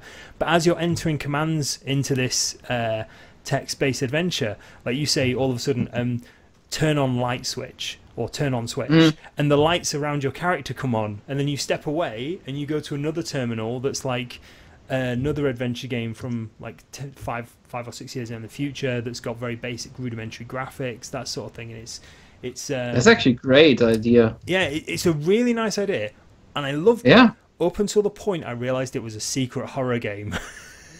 Oh, okay. And suddenly, out of nowhere, because the guy who made it is an audio designer, right? So you can probably imagine the audio is top notch in this, from the tapping of the retro keys to the footsteps. Everything is really on point sound wise. Graphics is very, very nice as well, but everything is really on point. So suddenly, when you're walking towards a spotlight that has just appeared and everything just goes dark and then something flashes in front of you, fair enough, it's a bit of a jump scare, but it's a bloody effective jump scare. And I did not expect, because he gave me the sales pitch first, which is essentially what I've just given you guys, and I did not expect that at all. And I just I damn near pooed myself. I jumped so hard, and I turned around to him and I was like, you're not my favorite person in the world right now, I've got to admit, because I don't like horror games. You see, that's the thing about jump scares. People always talk about they are like they're a bad thing, but yeah, they are kind of bad if it's like all your game has. But if you use them like wisely and to accentuate things, or just at the right moment, jump scares can be actually kind of good. They can be good. I've liked some of them, I've got to admit. I like that. Jump scares are always bad. Period. Bad. If it's like a really bad jump scare, then it's terrible. If it's like, oh, solve this. There was a game that I played a while ago called Year Walk, and like the rewards you got for it was like a point-and-click adventure game, but the rewards you got for solving puzzles was, oh, here's a jump scare, and now here's a new area with some story and some puzzles. Oh, here's a jump scare. Yeah, like, that's actually a bad jump scare, and that's actually I don't know why you like Outlast, because that game is always like, hey, somebody is popping his head right in your view. It's like all this game is. It's basically a series of jump scares. Because the jump scares in that aren't that bad. There's only like 2 that really got me. I'm okay when they're jump scares, but they're not that bad. I'm not okay when they're pretty bad. Yeah, that's hard to distinguish. That's like a personal thing. I know. I say, but yeah, I say they are okay if they are like done really, really well. Yeah. Like when you don't expect them. In Outlast, it was like, oh, look at that! I'm gonna run around this corner and somebody's gonna pop his head into my view, and that's exactly what happened. Yeah. When you're really expecting it, then sometimes they walk through the wall. Oh well, this is true. Unfortunately, I think there was I can't remember what the game was called now. I think it was not Layers of Fear. There was a different one, Cry of Fear or something like that. That came out, and it was awful. Like Layers of Fear, obviously also available on GOG, is a good horror game. Which means it was great. From what, even though I gotta say, I say it's a good game, but I was actually disappointed with it, because I think this game could have been so much more. Because it has like this huge artistical world, and that opens so much for really scares that you wouldn't expect, or something really unique. And yeah, it also usually came down to a few jump scares and shadow on the window and stuff like that. I think the game had so much potential, which it completely wasted. I think, unfortunately. Yeah. I mean, it's not a bad game. I think it's worth checking it out, but I was probably expecting too much from it. Maybe. From what I've seen. I've not, obviously, Humongous Coward, I've not actually played the game, to be perfectly honest. So I don't know what's past the first hour or so, and that's just from Let's Plays I've watched, to the point where I've watched the first hour of it and then never really watched any more of it, to be perfectly honest, because even watching them I still get scared. Okay, so here's the definition that I could say. Jump scares can sometimes be okay, but screamers are always bad. Yeah, I think it's a bit, like Memories was saying, it's a bit subjective, to be perfectly honest. It depends on what gets you. Like jump scares, to me, jump scares will always get me, But I can understand with screamers, especially like if they are completely over, like the volume is like 200% of that what the rest of the game is, and I think a good jump scare doesn't even need that. It doesn't need to kill your ears to work. There was another game I played at the Res convention called I want to say it's called Scanner or something like that, and the idea of the game was really good. You're in a pitch black cave, and you've got like a gun that sends out little light particles, and you have to map where you're going and what the cave looks like using these light particles that stick to the wall. And I like the idea of that. It was a unique idea. I'm walking through, and suddenly you see this statue. And for the Doctor Who fans out there, it was a little bit like a Weeping Angel. Weeping Angel. Yeah. I'm not a Doctor Who fan. I don't watch it. Sorry. Me neither. But yeah, it was a little bit like a Weeping Angel, just sort of kind of somebody stood there with their arms to their chest sort of thing, and there was no noise, there was no movement, nothing like that, and you went through the cave, and suddenly, out of nowhere, like a solid 10 minutes later, you'd performed this rudimentary jumping puzzle, and this ear-piercing noise, this whistle, started coming through your earphones, and you're like, what the actual hell is this noise? And it's this constant whine, and there's no indication as to what it is, but you turn a full 360 degrees, completely unintuitive to what you would actually do in that situation, or in that situation in a game. You turn a full 180 degrees, and you look behind you, and then you rescan the bridge that you've just jumped off of, and then there's this statue stood on this bridge, and you're like, but that was just annoying. That wasn't scary. I mean, fair enough, the idea of this, if this statue was here, there was no sound, and it suddenly just appeared, and as that would have actually worked much better, I think. That would have creeped me out, because finding the statue originally creeped me out a little bit. I felt a little shiver down the back of my neck. Well, there was a game a while ago, I think it was a free game. It was called something Containment Breach.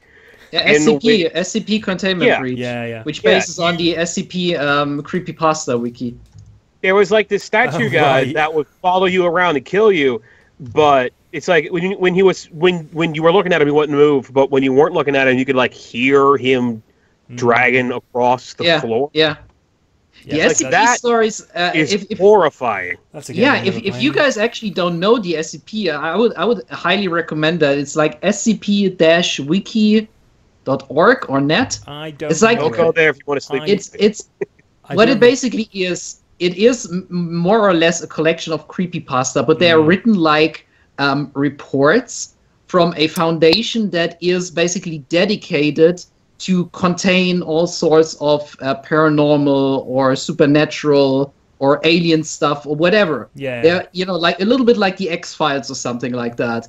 And it's just that you read these reports and they're always written like very dry, and sometimes you have like an interview or something like that but it's it's mostly like, they contained like a device that could kill, could destroy the Earth, like the whole universe and stuff like that. It's actually very interesting. There are like a few really, really good stories on there, and I highly recommend that. And there's 2 games based on that, which is SCP Containment Breach and SCP-087, which is based on the story of the stairwell, which is actually one of really, really good stories. It's all 3 games. Wow. Well, I'm not going to be checking them out myself, obviously, but I do have a little bit of a soft spot for creepypasta stories, though. I don't know what it is. I just have this little bit of a soft, like every now and then, like I'll start. It's normally like really late at night when I'm tired, so I start reading them, and then I'm like, well, I'm not going to sleep anymore, am I? Let's stay up and do something. I can't read that kind of stuff. I can't handle it. No, no, exactly. Like I said, massive coward, so I don't know why I do it to myself. It must be some sort of like misogynistic instinct or something. Like you guys are just talking about it, I'm already kind of like looking out of the corner of my eye. I'm like, what the heck? Oh yeah, X-Rogan Eldritch is amazing. The snake, the lizard statue is an Eldritch. If you get too close to them, they'll crack. I like it. And then if you turn around behind them, they'll just kill you. Yeah. Gosh, those things Marina. I'm from Germany. Right, so Eldritch is a good game. I really wish that would come cover what games have come out this week on GOG. Now, the reason we'll be talking about games that we've been playing and also other and we still gaming-related cover that stuff. because we are like 3 minutes before the wrap up. Sort of, yeah, Quick, unfortunately. quick. Let's do it quick. Quick. So we've got Requiem Avenging Angel, Industry Giant 2, Kim, which is a game in development, Stories, The Path of Destinies, and Democracy 3, Africa. There you go. Requiem Avenging Angel is a cool thing. I tried to play a little bit of it earlier. It doesn't have windowed mode because it's a game from early 2000s. Yep. Started up the first level and you're in hell. There's a lot of screaming. There's like half bodies sticking out of the wall, still moving. It is horrifying, and I don't know where the game goes from there. But the start of it is kind of creepy, and Vlad's playing it tomorrow. Oh, there you go. Does he Also, actually play tomorrow or on Saturday? Also, I believe it's tomorrow. also the first-person game ever with bullet time. Oh, is it? Yeah, it also had this is kind of interesting. We don't have time to get into that. It also had these kind of strange Jedi powers, but it went completely under because of the time when it was released. Yep. Interesting story, actually, but well, perhaps next week. We'll cover that. Apparently, we'll definitely cover that next it week. hasn't worked on PCs for a long time, so it's cool to see it come out working on GOG. Yeah. Just a quick note, Tameable Nebula in chat has just made a very, very good point. I turned around and said it's a misogynistic instinct when actually I meant masochistic instinct. Sorry, that's completely the wrong There's word. a little bit of a difference. I'm so sorry. It's been one of those days. I've had a really long day. Sorry. Official apology. I'm not misogynistic at all. I'm a little bit masochistic, but that's a different story. Anyway. Red Side died again. Hang on. Well,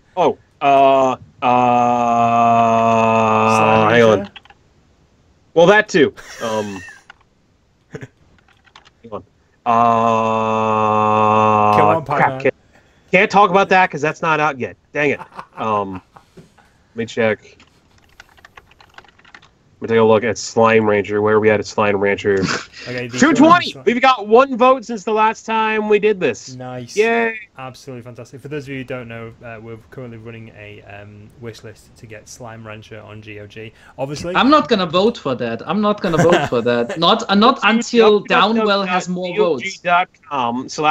wishlist/game/slime_rancher and help me get Slime Rancher on GOG. It's a game about being on a space planet and using a vacuum cannon or a suck cannon to collect slimes and then farm. Have you ever played Ratchet and Clank? Ratchet and Clank has a weapon called the suck cannon, in which you use to suck up little enemies and fire them at larger enemies. That's exactly what's in Slime Rancher. Okay, so I'm going to wrap this up because we're starting to go very close to time, and I'm aware that Mike plays. So Conan Wolf wants to play his linguistic adventures in Undertale. So I'm going to bid us all a very fond farewell. Obviously, if you want to check out the audio-only version, go to soundcloud.com/GOGCom. All the VODs will be up and available within the next couple of days on youtube.com/GOGCom. My name's been Screaming Joypad. I've been joined by Mega Pie Man. Thank you very much, Mega Pie Man. Thank you for joining me. I mean, thank you for letting me join. You're very welcome. You're very welcome. Thank you for letting me join. YouTube.com/MegaPieManPhD. I can put a new video out this week. Watch it. Thank you. Cool. There you go. I'm going home. Memories in 8-bit. Thank you very much for joining in. It was. Thank you for having me. It was absolutely wonderful. Really enjoyed talking with the developer of Enter the Gungeon. And also from me, sorry, Matt, for going a little bit over time, but I'm sure you're going to be fine with that. I'm sure the suspense is filling you with determination. There we go. Perfect. Nice. Cut it. Nice. Cut it. That's it. And EA, obviously, thank you very much. Night, everybody.